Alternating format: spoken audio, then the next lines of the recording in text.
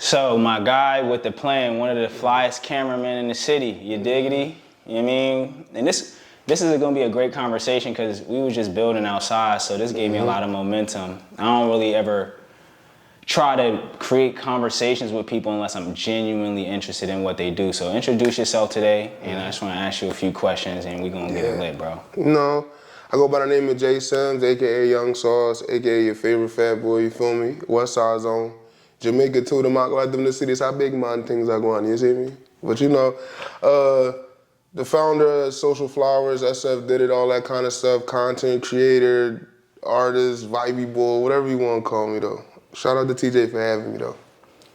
Nah, man, and before the camera came on, we was talking about pitching yourself, having, you know, business or professional jargon, but I love the way you just introduced yourself, right? Yeah, I'm with it, and that's mainly, if not the main priority of why I have this platform is to humanize and to introduce the high quality experience of the way we do things without having to change ourselves. So what's your background? Tell me how you came up with the things that you mentioned, your name, you know what I mean, your slang, I'm your favorite fat boy because you feel me, that's kind of self-explanatory. But yeah, Young Sauce.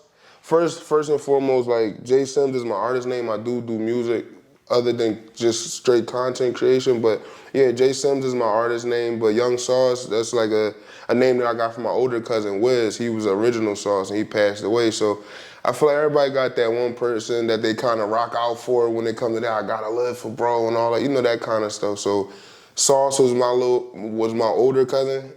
All this you see in me, the way I talk, our Bob, everything, that's him. So I just commemorate all the stuff that I do with living on through his name. I call myself Young Sauce. You feel me? And tell me more about the platform. Like you said, SF did it, and also where you're from as well. Yeah, I'm from West Philadelphia, born and raised. Yeah, you know. that part. But yeah, it was just different for me.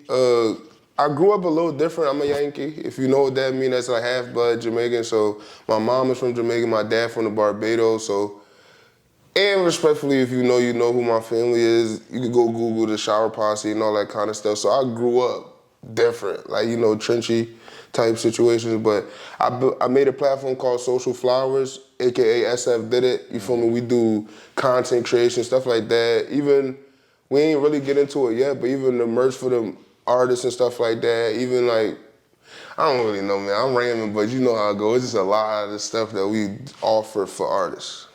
I really think that you were composing that very well, man, and you helped me understand more about your platform as well, because it's very, very interesting for me and inspiring also just to know that you're taking the time to give people their flowers in a social way. And if I can go to the length of saying, like, you know, the social part of how we get onto digital platforms and media is like one of the most innovative ways to give people their flowers, right? Everyone wants to be seen. Everybody want to share their message. So what is one thing that you've enjoyed about the journey of platforming artists and utilizing your skills and talents with the camera to bring them to life and give them their flowers? Damn, that's a dope ass question. Just seeing like the final product, like it be some fire work. Like some of these artists I don't know, some of them reach out to me, but if you know, I vet everybody's music, so cause I just want to be put on this interview and say, like, we don't do none of that deaf culture stuff. All that sliding on ops and smoking this person, that's not flying here on Social Flowers.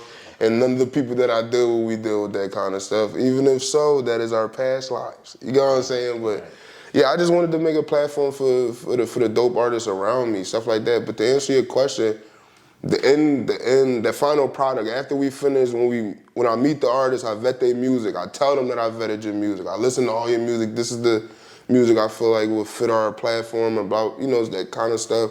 Then when they come through, they look like how they look, you feel me? We talk how we talk, whatever, we shoot the video, and then when it's done and it drops, and it's Jordan is crazy, it's like, that's what made me feel good about that, like, my platform. Yo, you make everybody look equally dope. And I'm happy you said it that way because I do know these people. Yeah. Some of the people you've had are in their first year of artistry, their fifth. Some people have been doing this for 15 years. Some people have millions of views. Some people don't have a music. Your video is their first music video. Yeah. And you make everyone look unilateral and uniform on the platform. Appreciate you. So that's just a compliment to how that works. And today we had a meeting about how, we're going to utilize our skills and talents to build a platform together. I want to bring you back after we start doing a few of those things so that we can talk about so y'all can right? see, like, we ain't just talking this. Yeah, we ain't gonna go too crazy today, but I wanted to thank you for even, giving me the time to share that idea with you, because the first time I hit you up, I had hit you saying like, yo, I wanted to use your idea to a degree, right? Everybody has performance-based content, right? Thanks. But when you recognize someone's doing something in your vicinity right next to you, it makes it seem more possible.